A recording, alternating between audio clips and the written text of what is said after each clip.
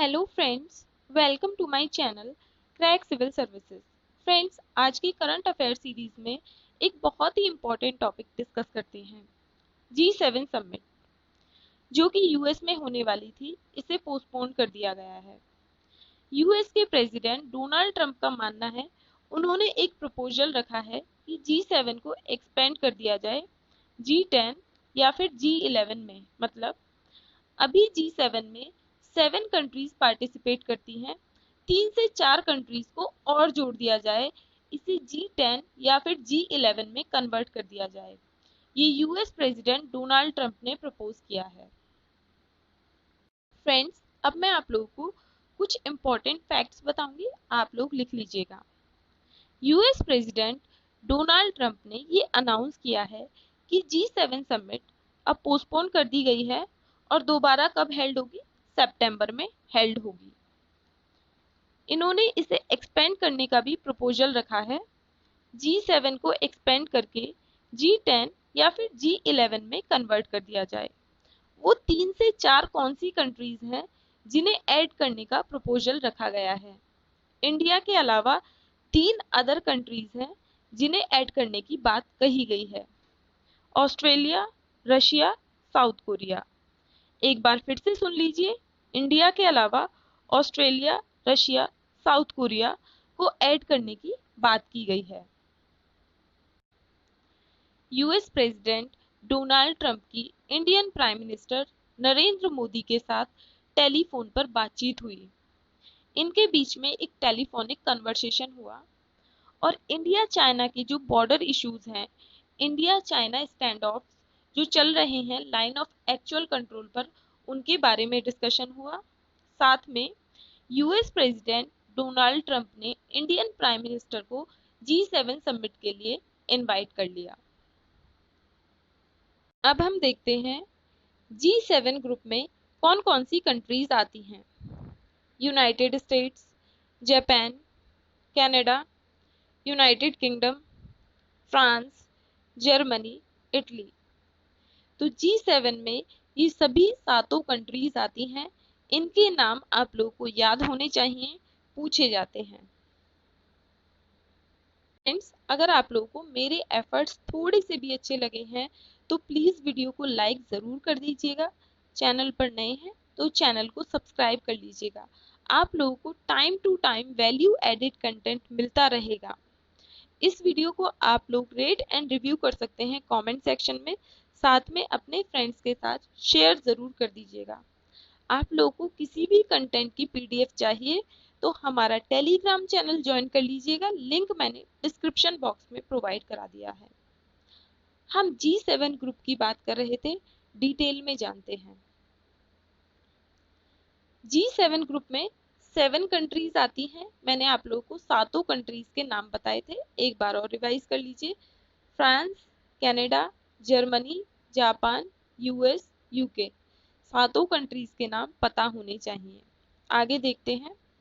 G7 group के कोई भी फिक्स्ड हेडक्वार्टर्स नहीं है। इनके हेडक्वार्टर्स फिक्स्ड नहीं है, साथ में इनका कोई फॉर्मल कॉन्स्टिट्यूशन भी नहीं है। जो भी डिसीजंस लिए जाते हैं G7 ग्रुप द्वारा, G7 कंट्रीज द्वारा, वो नॉन बाइंडिंग है, मतलब किसी भी कंट्री पे बाध्य नहीं है। अभी प्रेसिडेंट डोनाल्ड ट्रंप ने G7 ग्रुप को एक्सपेंड करने की बात की है। इसमें इंडिया के अलावा 3 अदर मेंबर्स को जोड़ने की बात की गई है।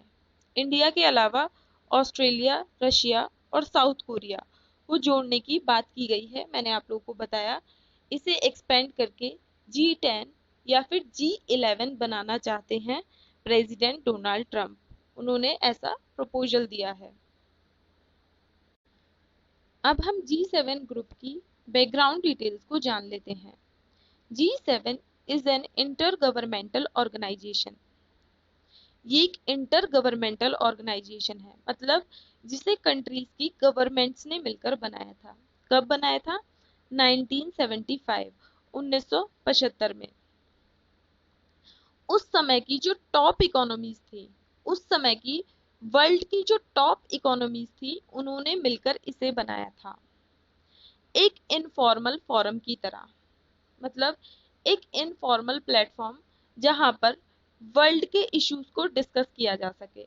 वर्ल्ड के इश्यूज जैसे कि economic issues, climate change, even corona virus, जो करंटली वर्ल्ड में इश्यूज चल रहे हैं उन्हें डिस्कस करने के लिए एक इनफॉर्मल फोरम की तरह इसे बनाया गया था।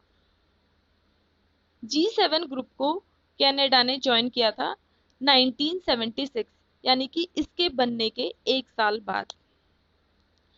यूरोपियन यूनियन EU ने इसकी मीटिंग्स को अटेंड करना शुरू कर दिया था 1977 से। रशिया ने G7 को ज्वाइन किया था 1997 में, अपने आप में इंपॉर्टेंट है। रशिया ने G7 को ज्वाइन किया था 1997 में।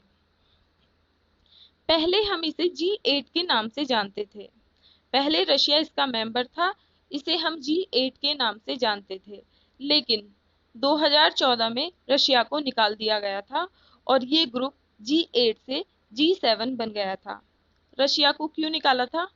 क्योंकि रशिया ने यूक्रेन का जो क्रीमिया रीजन है उसे एनेक्स कर लिया था। रशिया ने यूक्रेन का जो क्रीमिया रीजन है उसे एनेक्स कर लिया था, कॉन्कर कर लिया था, इसलिए 2014 में G8 से रशिया को निकाल दिया था और ये ग्रुप G7 ग्रुप रह गया था। फ्रेंड्स, हमने इस न्यूज़ को डिटेल में कवर किया। अगर आप लोगों को कंटेंट थोड़ा सा भी अच्छा लगा है तो लाइक कीजिए, एक्टिवली पार्टिसिपेट कीजिए। मुझे आप में से कुछ लोगों के नाम याद हैं जो एक्टिवली पार्टिसिपेट करते हैं। कमेंट सेक्शन में अपनी प्रेजेंस दिखाइए, मुझे बहुत अच्छा लगेगा। आप लोग से मुझे यही चाहिए बस रिटर्न में। Thank you so much friends.